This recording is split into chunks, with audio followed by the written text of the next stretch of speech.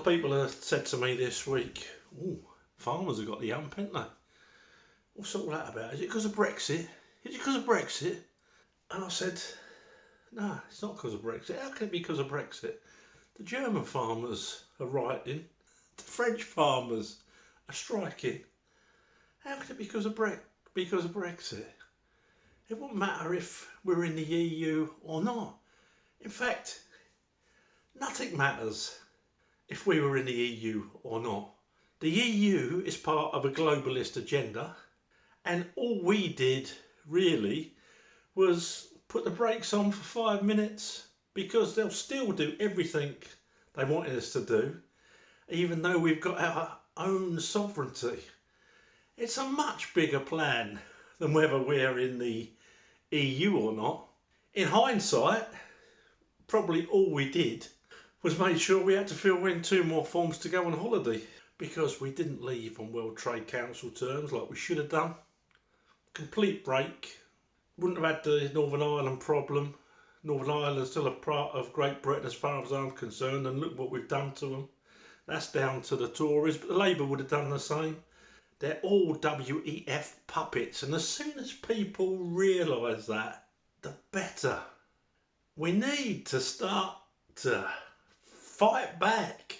We really do. Politically, and if that doesn't work, take to the streets. It's as simple as that. So yeah, people have said, "Oh, the farmers, is it Brexit? Is it Brexit?" I said, no, it's not. What it is that they get paid a pittance by the big supermarkets, your Tesco's, your Morrison's, your Sainsbury's. And instead of people going to the local butcher or going to farm shops or going direct to the farms when they've got a shop themselves, instead of doing that, they carry on going to Sainsbury's and Tesco because of the convenience. Same way they keep paying with their card, because of the convenience. Cash will be phased out and they'll be paying with their card because of the convenience. And then when someone wants to stop their money, it won't be quite as convenient. But that's for another day and another story. I'm digressing. But it's all interlinked. So the farmers are getting paid an absolute pittance by these big supermarkets, and the intention is really to have, like they've got in America, big commercial farms. Bill Gates is buying up commercial farmland like it's going out of existence, which it is. He's intent on us having this diet of bugs and whatever, because who controls the food controls. And it's all part of this big plan. I've got my own theories, which I'll tell you. You may think I'm mad, but it's there in plain sight. So these farmers who are working 16 hours a day, 20 hours a day sometimes for less than minimum wage, getting an absolute pittance, have now been told by the government that because of this aim of net zero carbon emissions, they've got to give up 10% of their farm to plant trees. Now, the big corporations are cutting down areas bigger than Britain in the Amazon rainforest every year. Every year. Trees that have been established for hundreds of years. But our farmers have got to plant 10% of their land with trees, with saplings, to meet net zero. And then another 10%, I don't know what that's for, flowers or whatever. But anyway, the farmers are a bit miffed about that, yeah. And you can understand why, can't you? This net zero thing is a control exercise. That's all it ever has been. That's all it ever will be. Yes, there's climate change. 97% of scientists agree there's climate change, but only a percentage, a minority of those, say that it's significantly down to man. Most of those scientists say man's only responsible for a small portion of that, and most of them say it's 4%. Some say it's a lot less than that. And carbon itself isn't the main problem. Carbon itself, all that's happening, the planet protects itself, nature protects itself. We've got carbon which is far less than it's been throughout history. It's higher than it has been for a couple of 100 years, but far less than it's been. All that happens is the planet gets greener. Now, man is emitting some other pollutants that are nasty devils, like your nitrous oxides, and companies are coming up with the technology. I was speaking to a guy last week. His company has come up with the technology to, I'm not going to say how they do it because I was told it in private, but he's gone to the government, both the Scottish and English government, and said, we've developed this system for cars and for generators, and it'll take the nitrous oxide out of the cycle. It'll greatly improve air quality. Do you know what they said? No, we're not invested in that. We've already got our technological investment in place.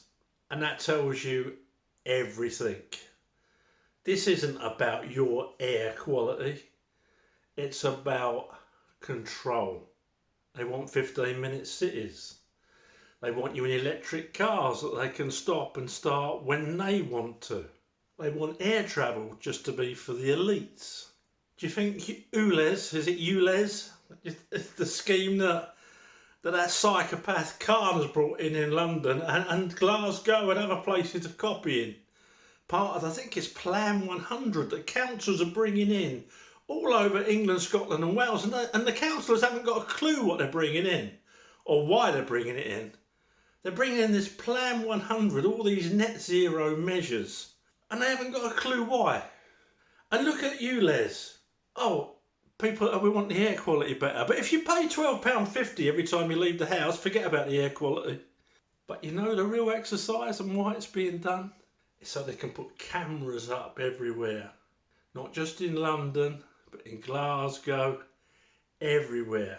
Everywhere there's going to be a 15-minute city, the cameras are up. And you know what that's for? It's so eventually, if you go out of those zones, you get fined. And that card, that is so convenient, because cash will be gone, that card that's so convenient, the money will be taken off of that, whether you like it or not. Frightening, isn't it?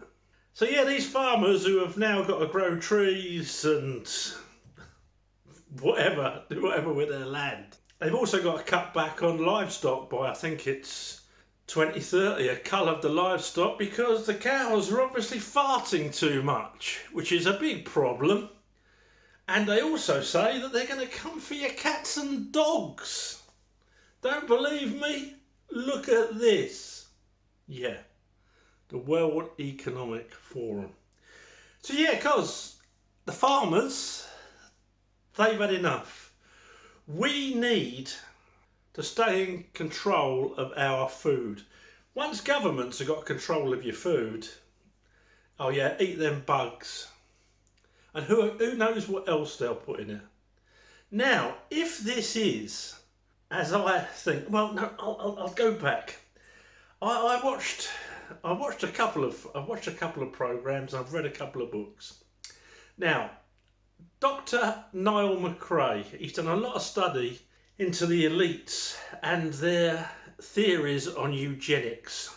Whether you're talking WEF, World Economic Forum, World Health Organization, United Nations, they can all be traced back to other groups in the 50s, 60s, some even earlier, where it was discussed that the elites would rise above the peasants, basically, and there would be a two-tier system. It's cultural Marxism. But of course, after the war, eugenics wasn't terribly popular after what Hitler had done to the Jews. Seems to be back in fashion now. When I look at those marches in London every week, calling basically for the extinction of Israel, seems to be back in fashion. But this started, Google the Frankfurt School. Basically, a load of elite academics came out of the Frankfurt School. They were cultural Marxists, and they thought about a way of having a fourth right.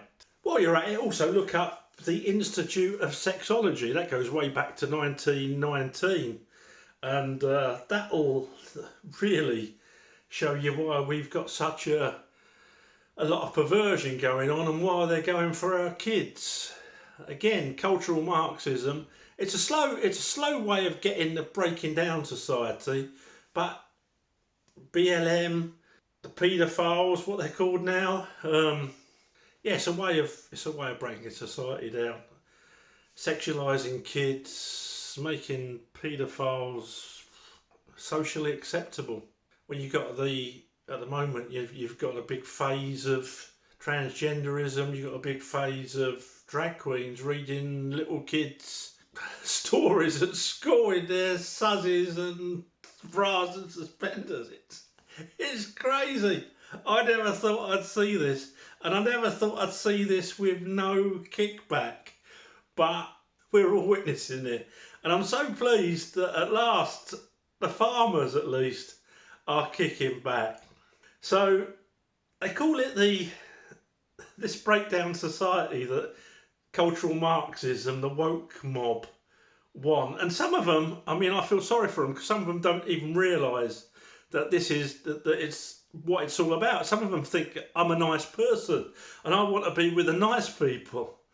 I don't want to be with those people over there who don't want people just walking into the country with no documentation, so we don't know who they are, because they're probably all very nice people.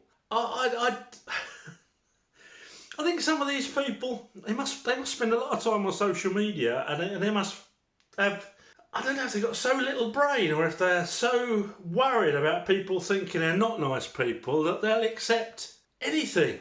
They just want to go with a crowd. I mean, I've got no horses in the race in Israel or Palestine. I did the video the other day because I went along with a march, and I was wearing this hat actually. Now, I don't know if this hat looks Jewish. I don't know. I don't know if I look Jewish. Perhaps my nose is. I don't know. But I had these three people. One was ginger actually. The other two were Asian, but they were all masked up and that. They were really quite aggressive. I thought it was funny. I wasn't intimidated at all. I've never been intimidated by bullies, and even at my age, I'm not going to start now. They were shouting in my face, and then some other people who didn't know what I'd done. Now, I'll tell you what I'd done. I'd walked along the street, and when he said to me, "Are you a Jew?" I'd said, "What's it got to do with you?" That was my crime. That was my crime. And to cut a long story short, other people joined in singing "Shame on you, shame on you," and I stood there half laughing and half thinking how sad. But these cultural Marxists, they use what you call the three Fs: faith, flag and family. And if you put a Union Jack up, you're suddenly a racist. I tell you now, I am going to have a Union Jack flying outside my house, and I've never done that in my life, every single day from now on, because if it pisses people off, good. So you can't even wave a Union Jack. Palestine flag, no problem. Israeli flag, no. Union Jack, definitely not. And family.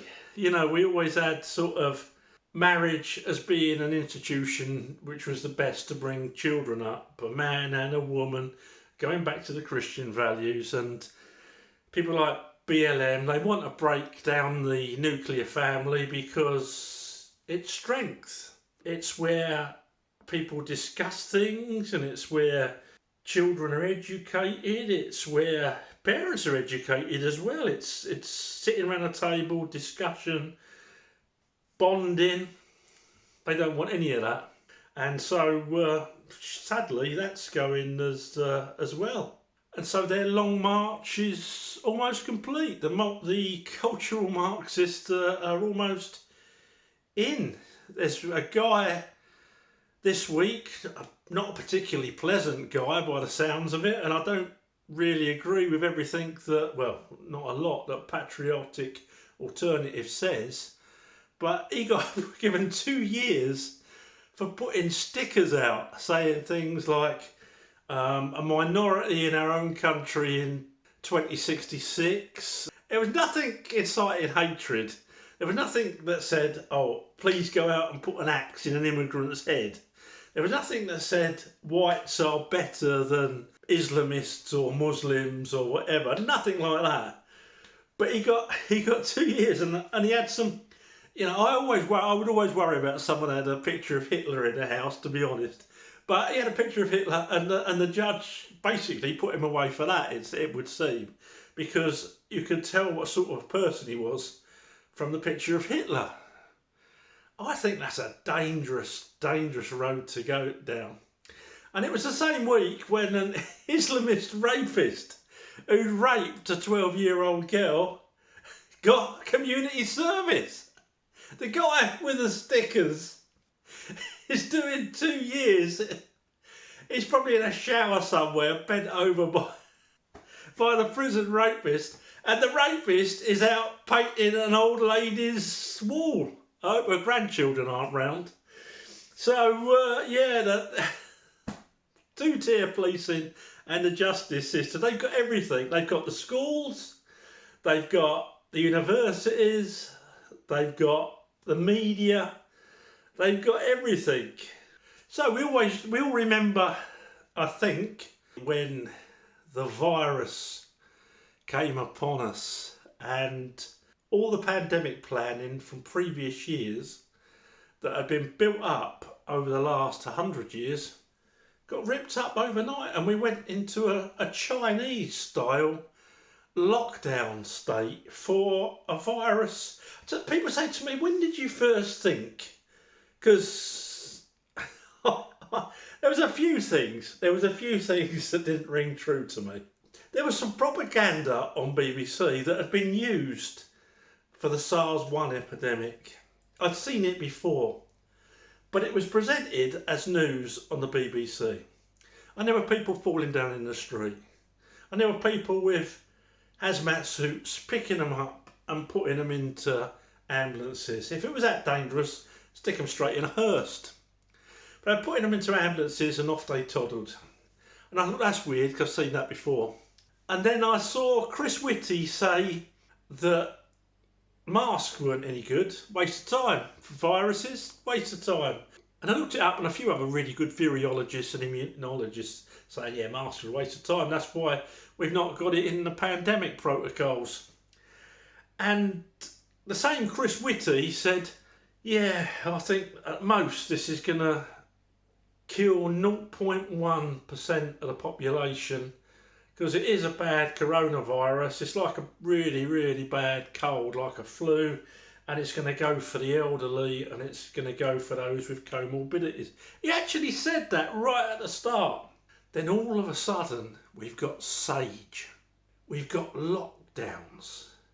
We've got psychologists being added to SAGE. We've got the WHO, the World Health Organization, saying, oh, this virus is terrible. You've got Pfizer, the most heavily fined. No, they're not. They're the second, GlaxoSmithKline, who I think actually own Pfizer. Could be wrong there.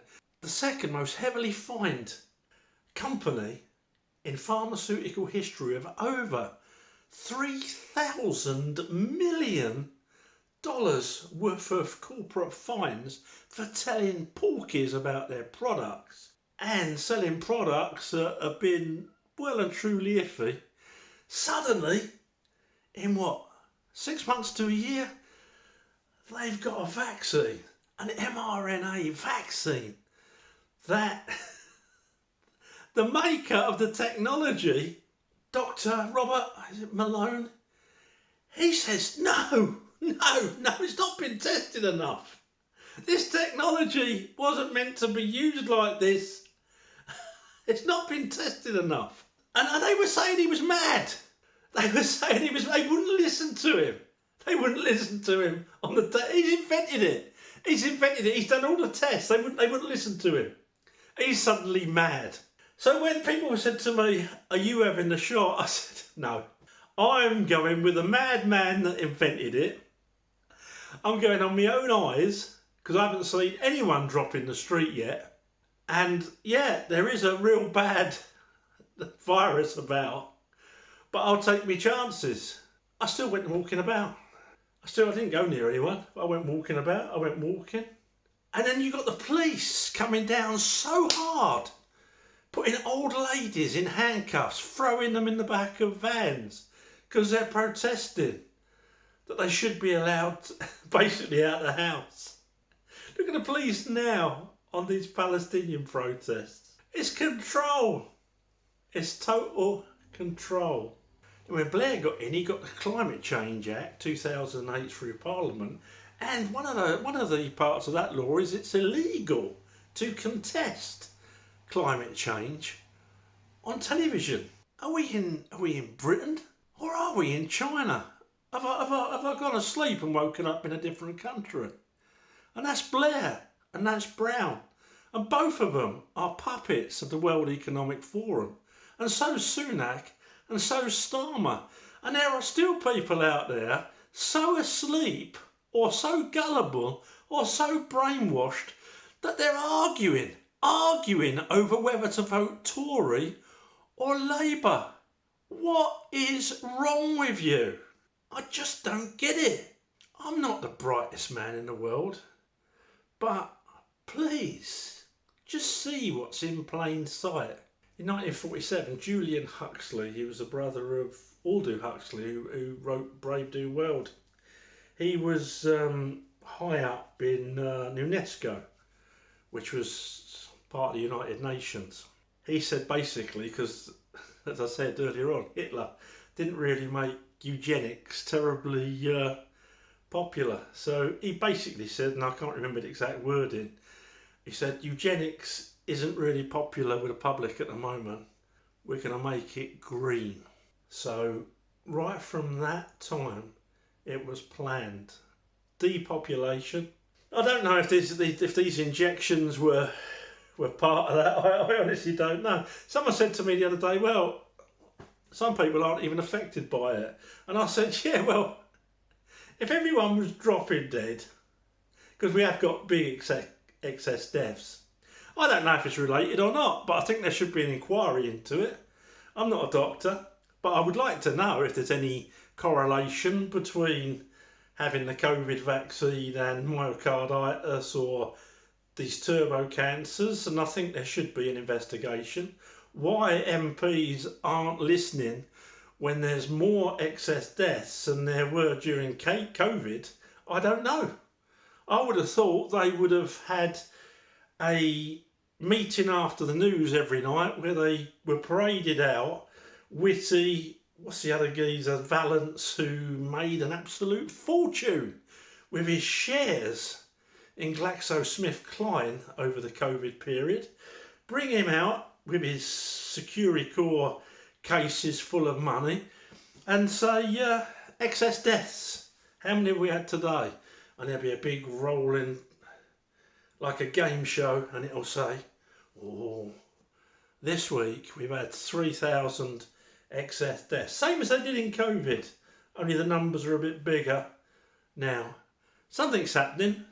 What's causing it? And yet, they're not talking about it in the media. They're not talking about it in Parliament.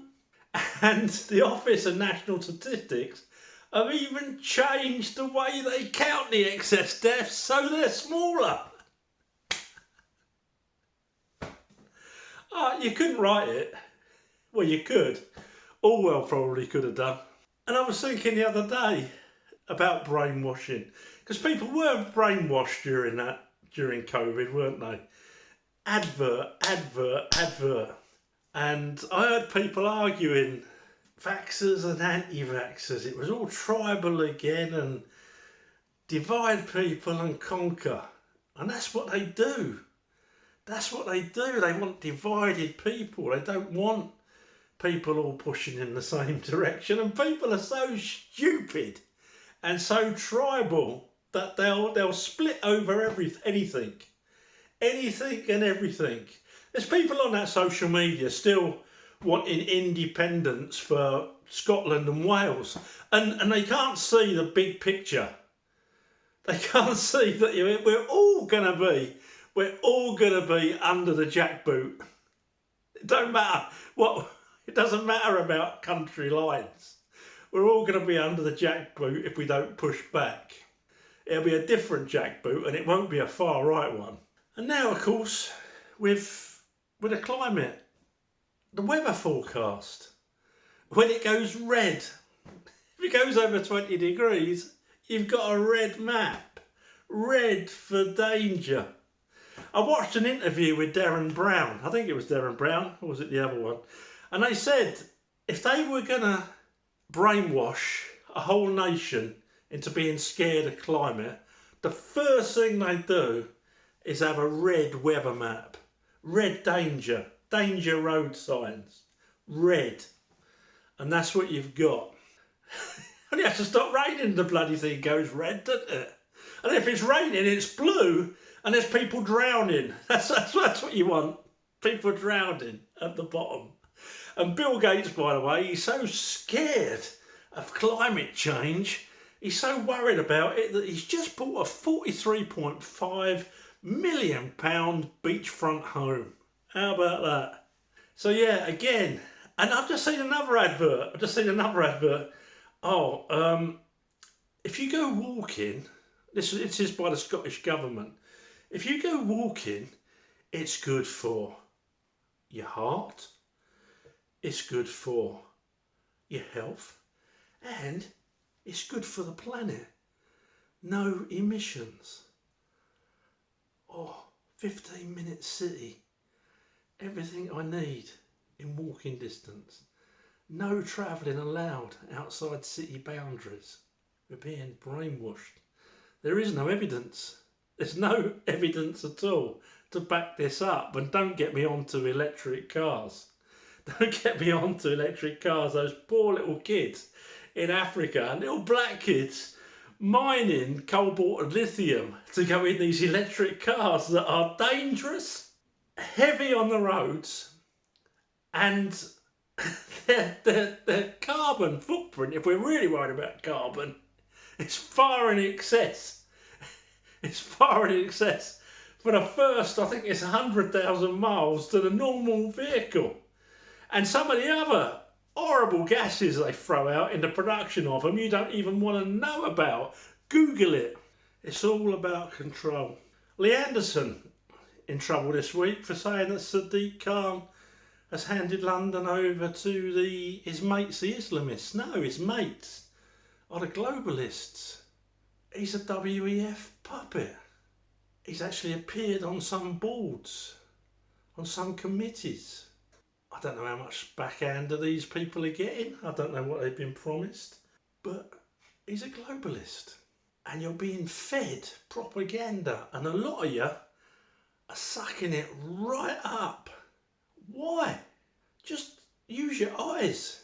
If Western nations were that concerned, would they just stop steel production?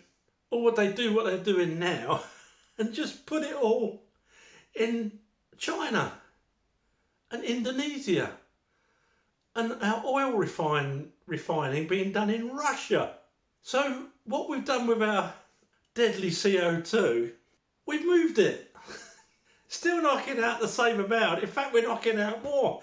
Indonesia opening up, I think it's 127 steel smelts over the next 3 years. I think that's right. Surely, even people like me, thick people like me, can see that can't be right. If net zero means anything to these people, of course it don't. They still want to make their money from manufacturing. They don't care about net zero. And they know that the carbon's not the danger they're making it out to be.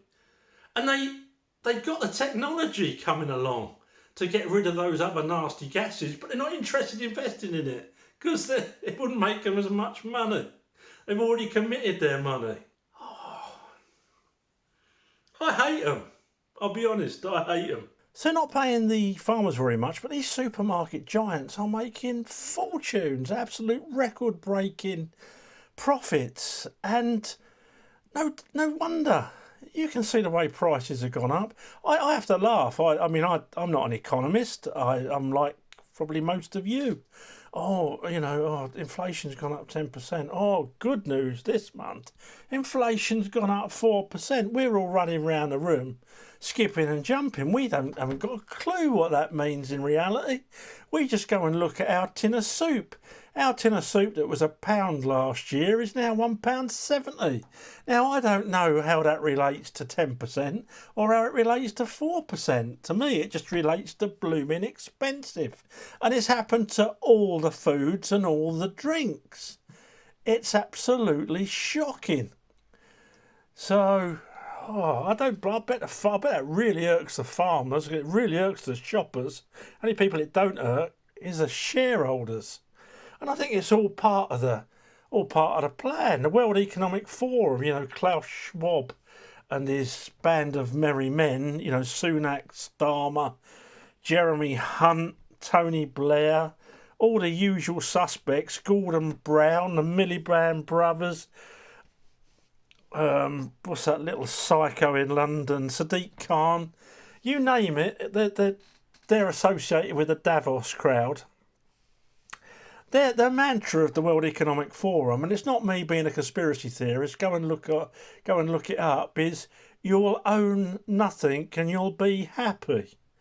So obviously they want you out of your house. They want you in a privately rented house, presumably by one big landlord. They want everyone like that apart from themselves, because they'll be the landlord. They want you not to be able to afford anything. This is what they want. It's part of the overall plan. Your gas and electric is extortionate. Normal people can't afford that. The companies are making profit through the roof. Who's the shareholders of those? Most of these Davos crowd, Klaus Schwab and the likes. Who's Klaus Schwab? Oh, he's a Swiss German businessman whose dad could possibly have been a Nazi, but if he wasn't, his company supplied the Nazi party with ammunition and bombs to bomb us during the Second World War. And obviously when they lost, another way had to be thought of to take over the world, and this time economically. That's who Klaus Schwab is. You look him up. A proper Bond villain. So, that's why we got to support our farmers. So get out there and support our farmers. And politically, I'm supporting the ADF, the Alliance for Democracy and Freedom. Oh, and the immigrants.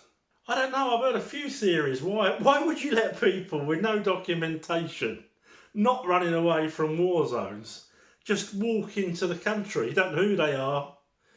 They don't believe in our way of life. They don't believe in abiding by our laws. Yeah, come in. What's that? You don't believe in what we stand for. Oh, you're perfect. Doesn't matter. Multicultural. Yeah, we want a multicultural society. Come in. What's that? You're more interested in what's going on the other side of the world? Yeah, well, you weren't that interested when the Yemen were killing 400,000 Muslims, were you? And you weren't that interested in when Assad was killing 355,000 Muslims, because you weren't out on the streets then. Oh, it's just when Jews are killing them. Okay, that's fine. Yeah, come in. You're just the person we're looking for. Yeah. No, the police won't touch you. You'll be fine. But have you got papers? Or if you've got papers, we're gonna have to get Border Force to look at you, aren't we? You haven't got papers? Oh, great, there you go. Get in the hotel. But why? And I'm thinking to myself, well, if you put these people in tower blocks in 15-minute cities, they don't know any different in this country. I don't know, easier to control and still breaking down society. That there's going to be conflict with the indigenous. I'm not talking about white people, I'm talking about white and black, the Windrush generations who I think have pretty well integrated. A lot of my friends' grandparents were from that generation, and we brought our children and our grandchildren up not to see skin colour, and we don't. So I don't know. If there's conflict, they can always control you. They can bring in digital ID so they know where you are, and if you're involved in a conflict, we don't pay you. That convenient card that you get your money from is going to stop. Oh, you've gone out of the city. Oh, that convenient card where you get your money, that's going to stop. Oh, you've had your heating on too long. That convenient card's going to stop. Oh, you've gone over your ration of food. That convenient card's going to stop. So anyway, that's why the farmers are pissed off. I'm sorry, folks. Went right round the houses. Sometimes I just have to get these things off my chest. And if you can't do it on your own YouTube channel, where can you do it? Okay, as you know, I support the Alliance for Democracy and Freedom, and I'll put the link in there. If you want to go and have a look at them, please come along. We need as many members as we can get. And if you don't want to be a member, but you'd like to buy them a coffee, then or buy me a coffee, then the links are in the description. Thanks for watching. Please subscribe to the channel, and I'll speak to you soon. Let's fight back.